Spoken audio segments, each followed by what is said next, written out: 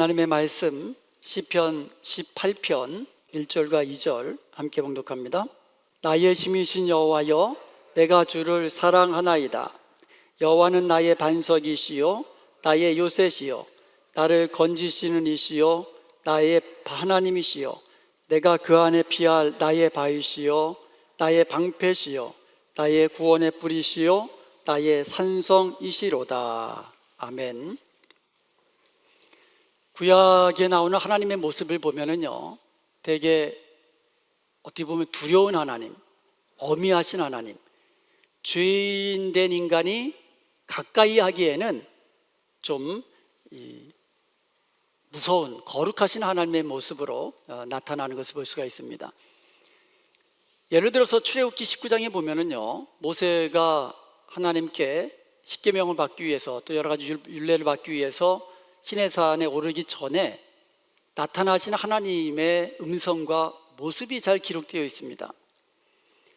출애굽기 19장 12절에 보면 백성들을 위해서 주위에 경계를 정해라 그랬어요.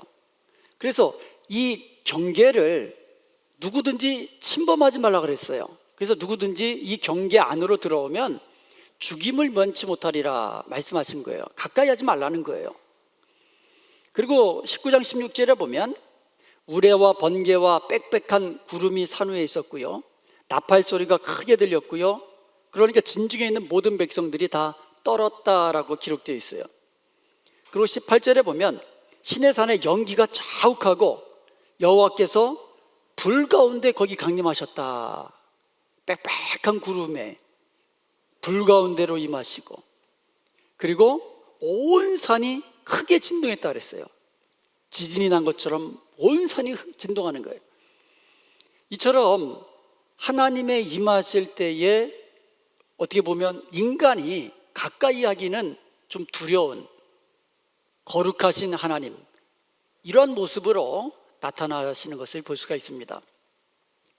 그래서 그런지 구약에서는요, 어느 누구도 하나님을 향하여 주님 사랑합니다라는 고백을 하지를 못했어요. 노아는요, 의인이라고 그랬어요. 당대의 완전한 자라고 그랬어요. 그와 같은 노아도요, 하나님께 사랑합니다 고백 못했어요. 그리고요, 믿음의 조상 아브라함도 마찬가지고요. 그리고 좀 전에 함께 살펴보았던 모세는요, 하나님의 종이라고, 하나님의 친구라고, 그런 이 모세도 하나님을 향하여서 주님 사랑합니다라는 고백을 못했어요. 유대 왕들 중에 히스기야와 같이 아주 경건한 왕도 있어요. 그런 경건한 왕도 하나님을 향하여 사랑합니다라는 고백을 하지를 못했어요.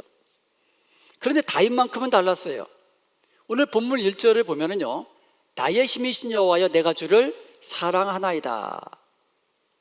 I love you Lord. 주님 사랑합니다. 이렇게 고백을 했어요. 전무후무한 고백이에요. 사실 하나님을 사랑한다는 이 말은요, 신명기 6장 5절에 보면, 이제 쉐마장에 보면 너는 마음을 다하고 성품을 다하고 내 힘을 다하여서 내 하나님 여호와를 사랑하라라는 말씀이 나옵니다. 그런데 이 구절은요, 사랑 계명이에요. 사랑하라는 계명이지 주님 사랑합니다라는 사랑 고백이 아니에요. 미국인들은 뭐 남편이 출근하면서 허그하고 뽀뽀해주면서 사랑한다고 I love you 그러고 간다면서요? 살아보진 않아서 모르겠어요. 또 그런 걸 보지도 못했어요. 근데 우리 아이들이요, 이제 저랑 이제 통화하고 나면, 저희 집사람하고 통화하고 나면 끊으면서 그 I love you라고 이야기하고 끊어요. 안 하면은 제가 야 그런다고요. 그러면 알아듣고 I love you 하고 끝나요. 근데 이제 판이는 딸이 아니잖아요. 엄밀히 말하면 이제 며느리잖아요. 그러니까 이제 통화는 자주 하는데, 저희 집사람하고 또 저희하고 통화는 자주 하는데, 끊을 때 우리 딸처럼 I love you라고 이제 안 하는 건지 못 하는 건지, 이제 그래서 하루는 이제 판이한테 그랬어요. 야, 너도 우리 크리스티나하고 글로리아처럼 전화하고 끊을 때 I love you 하고 끊어라 그랬더니 막 웃더라고요. 그랬더니 그때부터 이제 전화 통화 끝날 때마다 I love you 하고 끊어요. 이처럼 이 I love you라는 말은요, 들으면 사실 싫은 사람 없잖아요. 굉장히 친근감을 느끼고 또 들으면 기쁨을 주는 그런 말이 I love you, 사랑합니다라는 고백이 아닙니까? 그러면 오늘 말씀을 통하여서 우리도 다윗처럼 하나님을 향하여 하나님 사랑합니다 라고 고백할 수 있길 바랍니다. 그리고 실제적인 삶 속에서 하나님을 사랑하는 사람답게, 성도답게 살아가는 모습이 또 중요한 거예요. 말로만 사랑합니다라고 해놓고 딴짓하면은 그 진짜 사랑 아니잖아요. 하나님 사랑합니다라고 고백했으면 실제적인 삶 속에서도 주님을 사랑하는 모습을 보이며 살아야 되거든요. 그래서 오늘 말씀을 통하여서 이것에 대해서 함께 살펴보면서 하나님께서 우리에게 주시는 말씀의 은혜 나누기를 원합니다. 먼저 다윗의 사랑 고백을 한번 보겠습니다. 1절에 보면 나의 힘이신 여호와여 내가 주를 사랑합니다라고 고백했어요. 나의 힘이 된다고. 일개 목동이었던 소년 다윗이 골리앗과의 싸움에서 이길 수 있었던 원동력은 결국 하나님이 주시는 힘으로 이긴 거 아닙니까? 누가 봐도 이 장신 그리고 힘이 센 키가 큰 그런 골리앗과 이 소년 다윗과의 싸움, 이거는 뭐 누가 봐도 승부가 뻔한 싸움 아닙니까? 그럼에도 불구하고 다윗은요 하나님의 이름으로 나아갔습니다. 하나님의 이름의 능력으로 골리앗과의 싸움에서 승리를 거둔 거예요. 하나님 주시는 힘으로 이긴 겁니다. 오늘 본문 2절에 보면은요 여호와를 향하여서 뭐라고 고백하냐면 나의 반석이시요 나의 요새시요 나를 건지시는 이시요 나의 하나님이시요 나의 피할 바위시요 나의 방패시요 나의 구원의 뿌리시요 나의 산성이 이로시도다. 그런 여호와를 내가 사랑합니다라고 고백하는 거예요. 나의 반석이다. 그럼 반석은 든든하잖아요. 그래서 반석 위에 세워진 집은 폭풍우가 나도 비바람이 불어도 요동치 않는 거예요. 그래서 지혜로운 자는 반석 위에 집을 지은 자 같다 그랬거든요. 세상을 의지하는 자는요 모래 위에 집을 짓는 자처럼 어리석은 자라고 말합니다. 그렇지만 하나님을 사랑하고 하나님을 의지하는 자는 반석 위에 인생을 세워나가는 거예요. 이런 사람이 지혜로운 자입니다. 그리고 여호와는 나의 요새라고 고백합니다. 요새 안에 있으면은요 공격해오는 적들이 아무리 강력하고 수가 많다고 해도 요새 안에서 싸우는 그것이 훨씬 유리합니다. 그래서 이 적은 숫자로도 적은 군사로도 많은 적들을 대적할 수가 있는 겁니다. 그리고 여호와는 환난과 죽음의 위기에서 나를 건지시는 구원의 하나님이라고 고백합니다. 또한 여호와는 나의 피할 바위라고 고백합니다. 바위는 바위산을 말하는 거예요. 그래서 높은 곳에 올라가서 안전하게 하시고 또 바위 틈에 바위 밑에 우리를 거하게 하셔서 비바람으로부터 우리를 막아주시는 그런 하나님이라고 고백하는 겁니다. 그리고 여호와는 나의 방패라고 고백합니다. 사방에서 날아오는 적들의 화살, 적들의 창, 방패가 없으면은 죽을 수밖에 없어요. 그렇지만 방패가 있으면 막아낼 수가 있습니다. 사탄이 근심과 염려와 낙심과 두려움과 그리고 의심과 거짓의 불화살로 우리를 공격할 때에 하나님께서 우리의 방패 되어 주실 때에 우리는 다 막아낼 수가 있는 것입니다.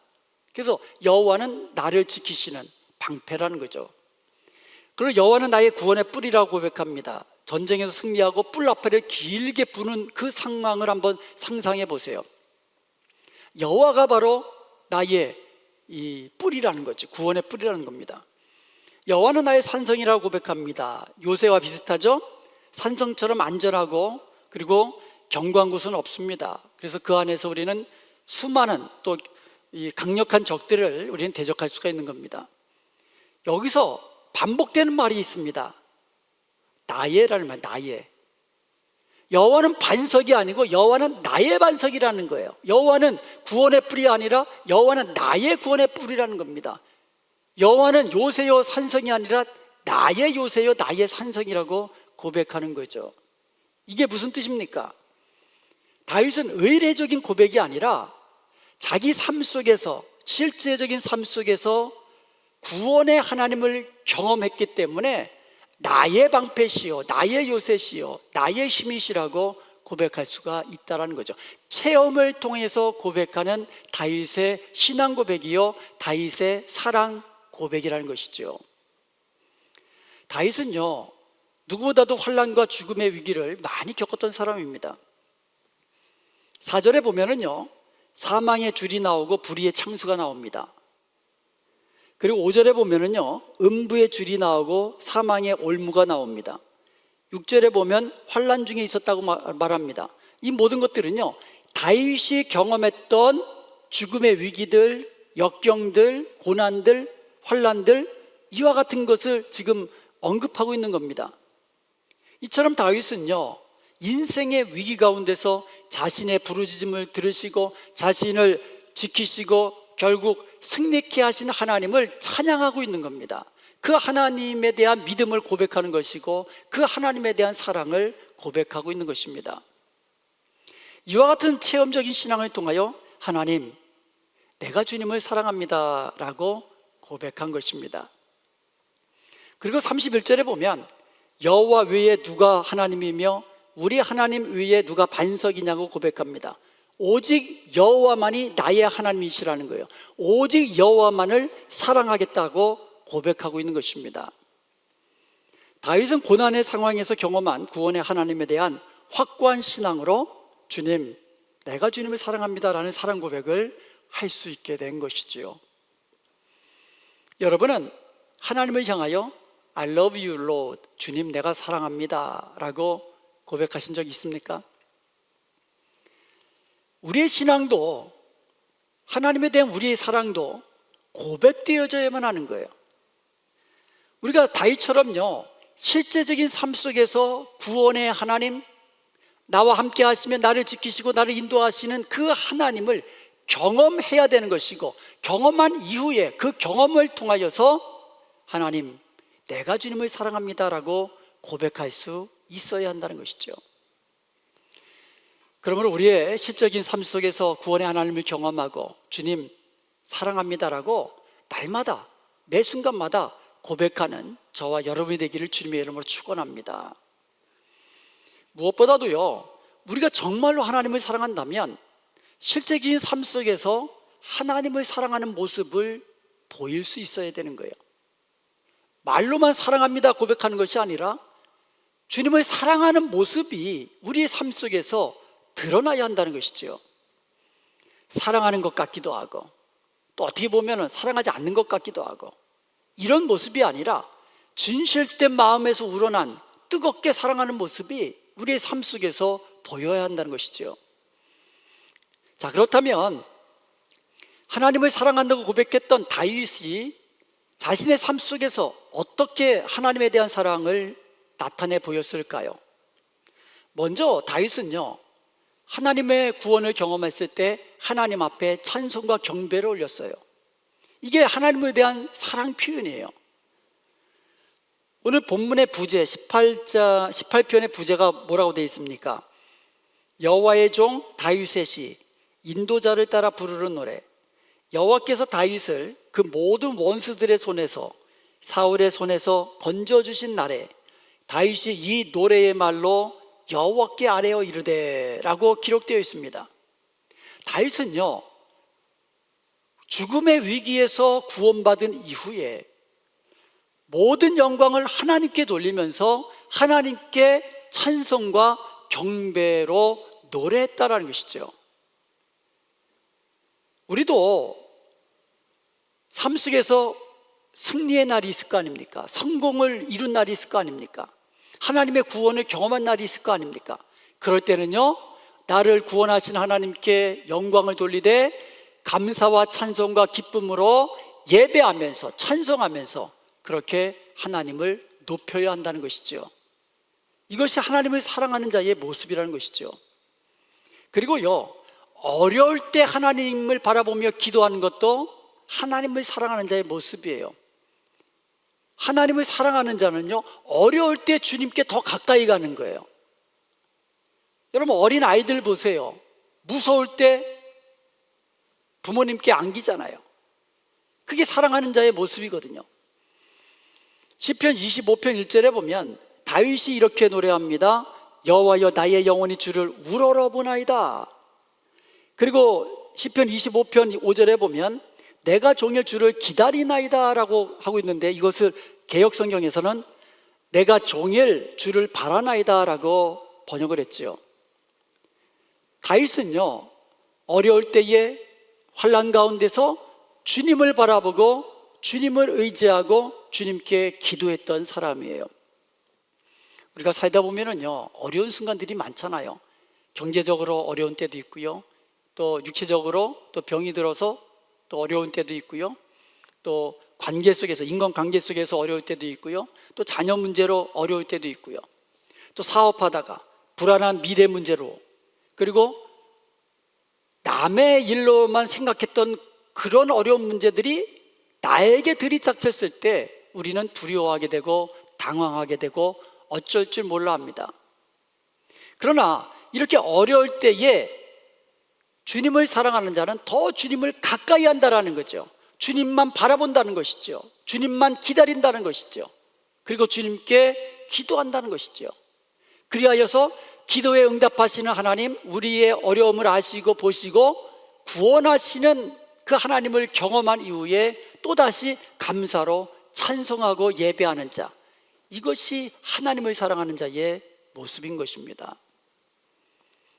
그리고요, 하나님을 사랑하는 이 다윗은요, 죄를 멀리하고 하나님 앞에 정결함을 보였습니다. 물론 다윗도 실수할 때가 있고 다윗도 하나님 앞에 죄를 범할 때가 또 있었어요. 그렇지만 다윗의 중심은요, 항상 주님 앞에 정결한 자로 하나님 가까이 나아가기를 원했다라는 겁니다. 시편 18편 20절에 보면 여호와께서 내 의를 따라 상 주시며 내 손의 깨끗함에 따라 내게 갚으셨다고 그랬어요. 내 의, 내 손의 깨끗함. 다윗은요, 자기 손에 깨끗한 대로 하나님께서 갚으시는 것을 알았어요. 그렇기 때문에 늘 깨끗한 삶, 의로운 삶을 살려고 노력했다는 것이죠. 그리고 21절에 보면 이는 내가 여호와의 도를 지키고 악하게 내 하나님을 떠나지 아니하였다 그랬어요. 여호와의 도를 지켰다고 이야기합니다. 악한 행실로 하나님을 떠나지 않았다고 고백하는 거예요.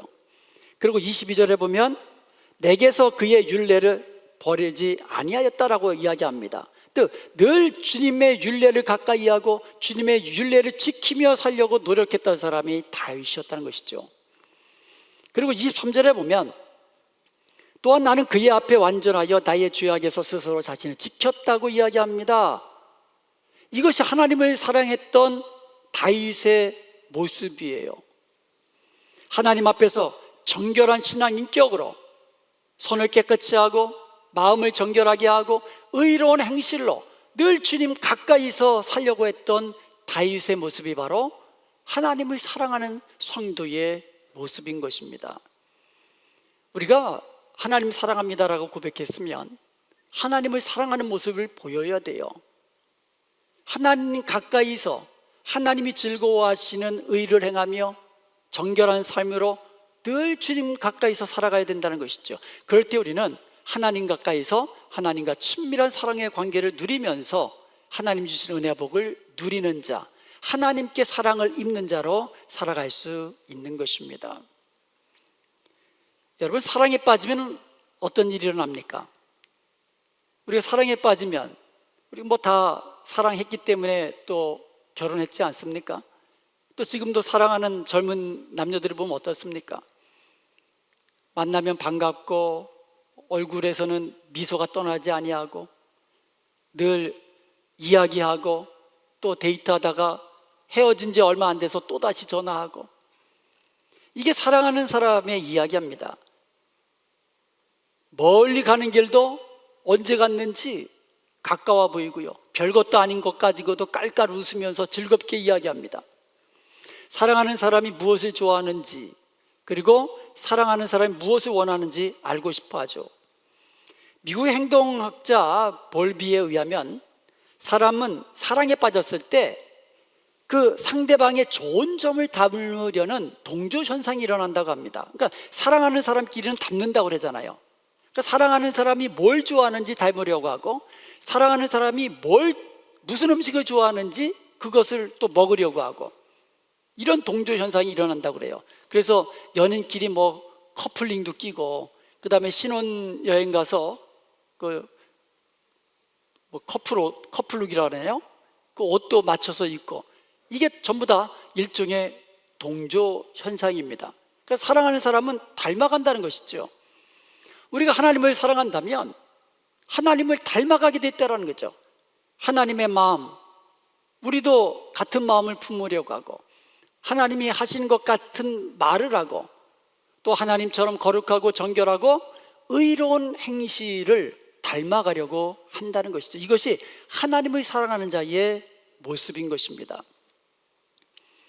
하나님을 사랑하는 자는 순간순간 콧노래로 하나님을 찬송하고요, 그리고 싱글벙글 웃으면서 하나님과 만나는 예배의 자리에 참석하는 것을 즐거워합니다. 억지로 하는 것이 아니라 즐거이 예배의 자리에서 예배하며 찬송한다는 것이죠.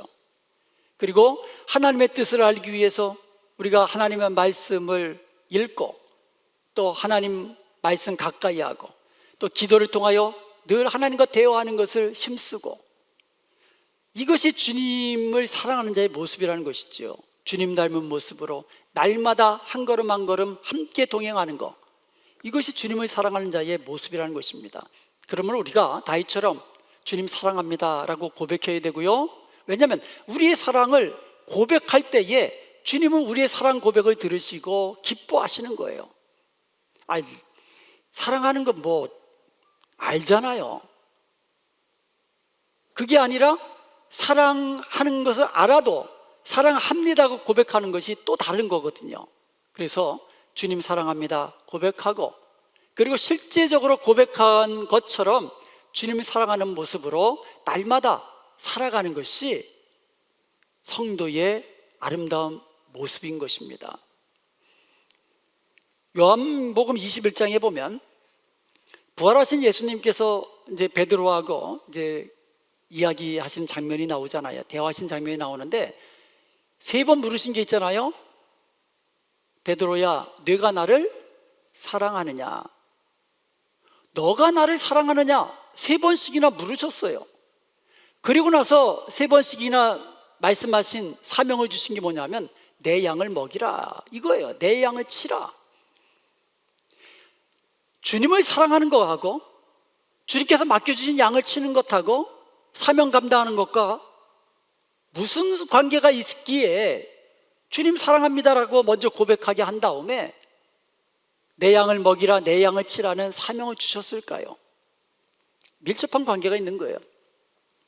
베드로가 예수님께 사명을 받아서 양무리를 치는, 양무리를 먹이는 사명 감당할 때에 당하게 될 고난과 환난이 있는 거예요.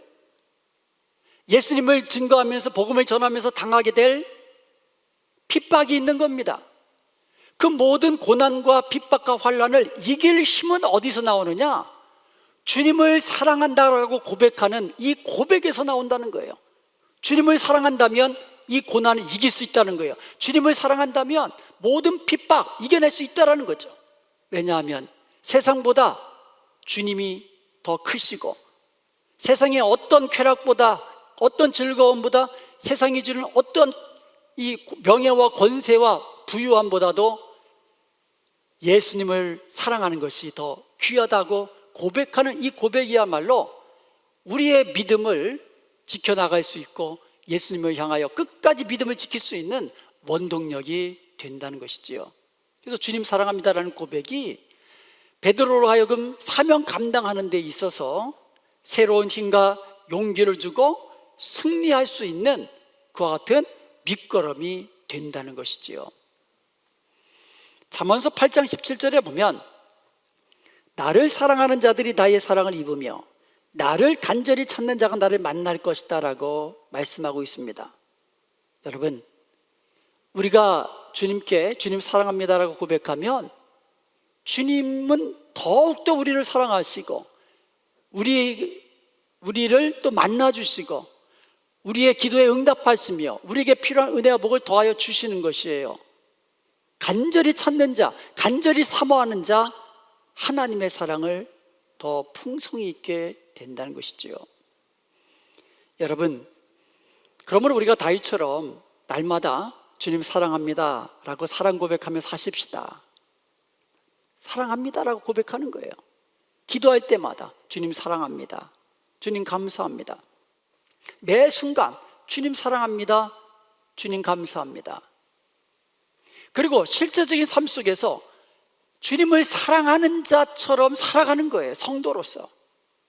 그리하여서 하나님의 사랑을 받는 복된 성도가 되고 날마다 실제적인 삶 속에서 구원의 하나님을 경험하게 되고 찬송과 경배로 하나님께 영광 돌리며 무엇보다도 하나님 주신 능력으로 승리의 삶을 사는 복된 저와 여러분 되시기를 주님의 이름으로 축원드립니다.